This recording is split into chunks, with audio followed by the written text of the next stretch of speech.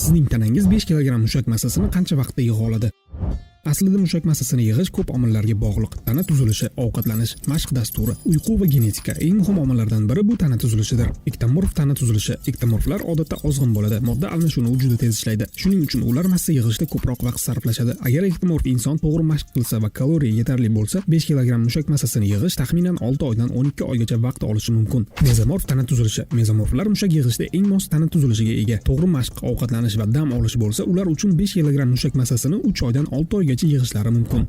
Endomorf tana tuzilishi. Endomorflar odatda tez vazn yig'adi, lekin yog' ham birga ortishi ehtimoli bor. Agar mashq va ovqatlanish nazorat qilinsa, 5 kg massani 3 oydan 5 oygacha yig'ishlari mumkin. Natijaga yaqinlashtiruvchi asosiy omillar: ovqatlanish, kerakli mashq dasturi, uyqu va tiklanish. Eng asosiysi sport ozuqalarini to'g'ri tanlash. Bunda to'g'ri tanlov geyner hisoblanadi. Geyner bu asosan uglevod va oksildan iborat sport qo'shimchasi bo'lib, organizmga qo'shimcha kaloriya berish orqali vazn va mushak massasini oshirishga yordam beradi. Geyner organizmga qo'shimcha kaloriya beradi. Mushak o'sishi uchun esa organizmga kaloriya ortiqchaligi kerak. Shu sababli u vazn yig'ish jarayonini tezlashtiradi. Geyner narxlari va ularning turlari bilan Atletus sayti orqali yoki pastdagi raqamlarga qo'ng'iroq qilib bilib olishingiz mumkin.